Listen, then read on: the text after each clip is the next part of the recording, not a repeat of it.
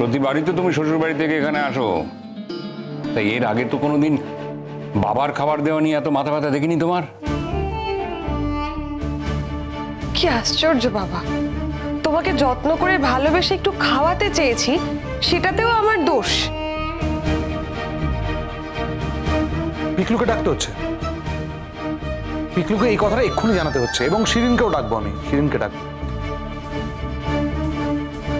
পিকলু, শিরিন, তোমরা একটু নিচে এসো তো। কেন পিকলু শিরিন কি করবে? যাকে কাঠগড়ায় দাঁড় করালে তার ফাঁসির ব্যবস্থা করবে? আমি তো কিছু বুঝতে পারছি না।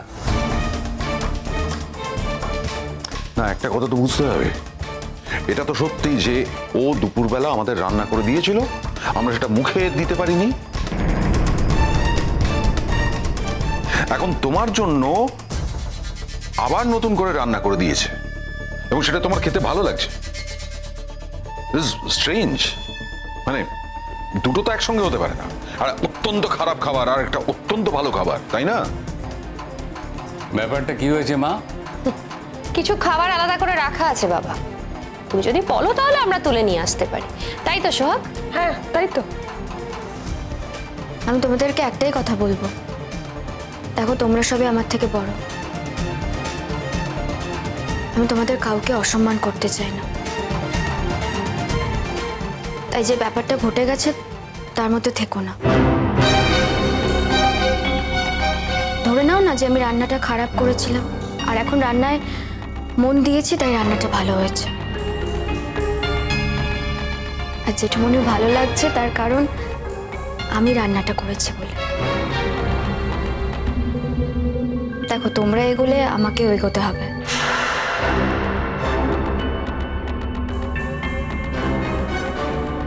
এই মেয়ে, কি বলছো তুমি?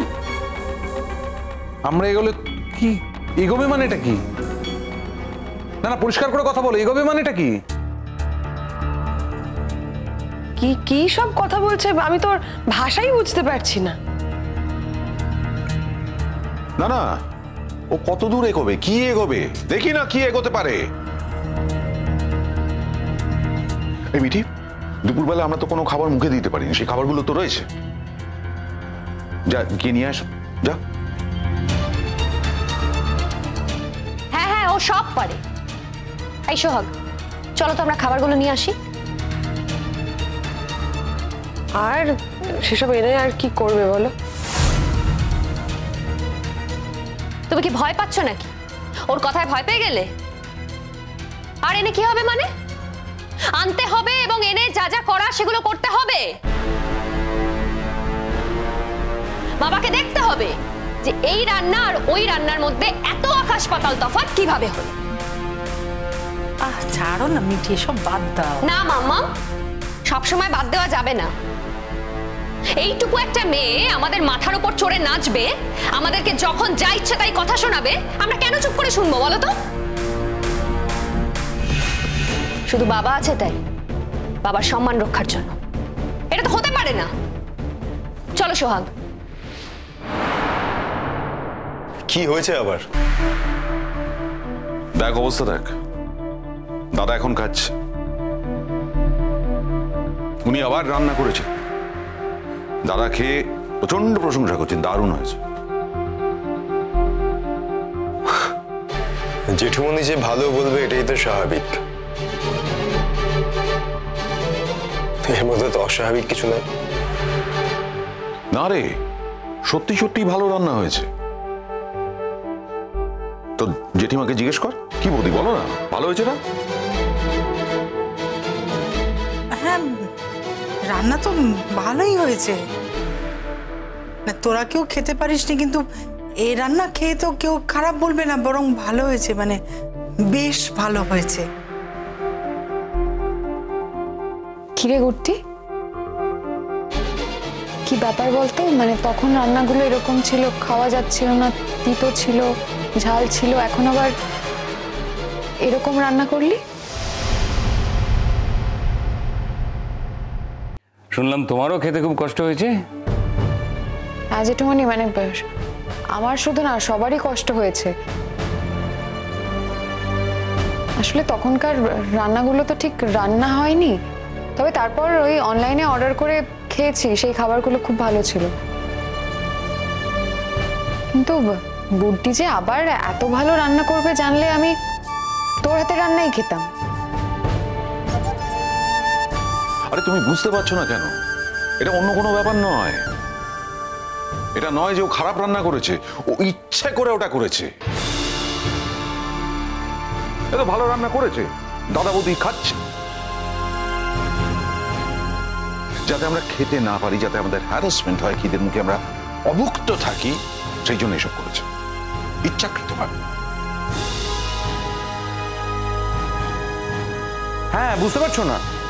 যাতে ওকে আর কেউ না ডাকে।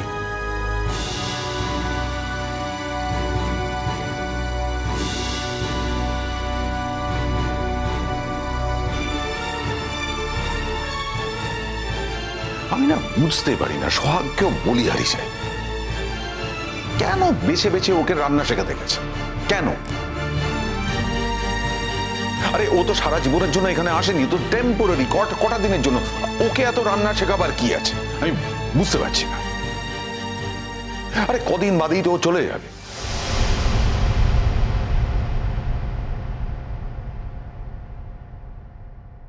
চলে যাবে কি থাকবে সেই সিদ্ধান্ত নেবার তুমি কেউ নয়। এই সিদ্ধান্ত একমাত্র ওই নিতে পারে।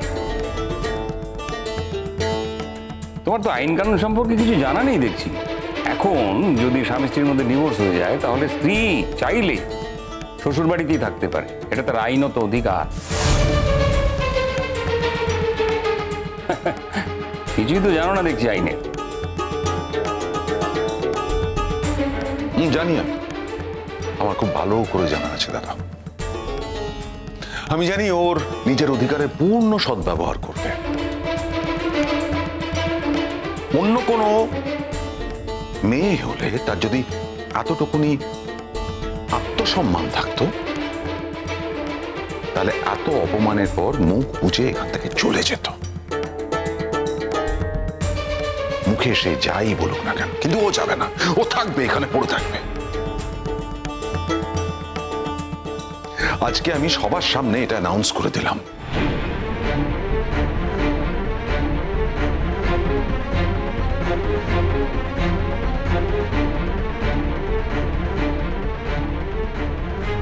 তুমি কি অ্যানাউন্স করবে? আমি তো আগেই বলে দিয়েছি, আমি যাকে হাতে করে নিয়ে এসেছি তাকে আমি অত সহজে চলে যেতে দেব না। দেখো বাবা খাবারটা একটু চেখে দেখো। মামাম তুমিও দেখো। ওগুলো খেয়ে আর আমি কি করব? দেখি দেখি।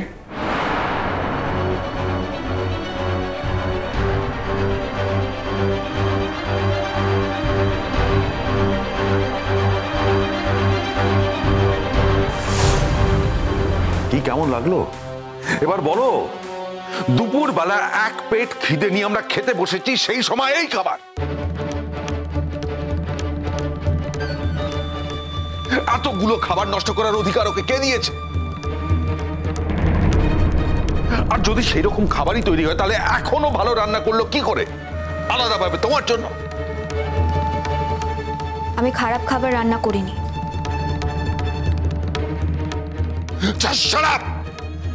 এখানে দাঁড়িয়ে তর্ক করবে না। তর্ক করার কারণ থাকলে আমি তর্ক করব। আমি এই জন্যই তোমাদের সবাইকে বলছিলাম এই ব্যাপারটার মধ্যে আর থেকো না, যতটুকু হয়েছে সেখানেই থামিয়ে দাও। কিন্তু তোমরা কেউই আমার কথা শুনলে না। তোমরা যখন এগিয়েছো তখন আমিও এবার এগোতে বাধ্য হচ্ছি।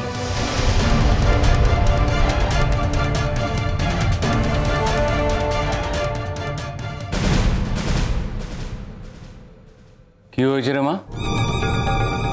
বানিয়ে বানিয়ে কত কথা বলবে দেখো, নিজে করে সবটা আমাদের ঘাড়ে চাপিয়ে দিচ্ছে। আমার এই ছোট্ট স্ক্রিনটাতে সবটা রেকর্ড করা আছে।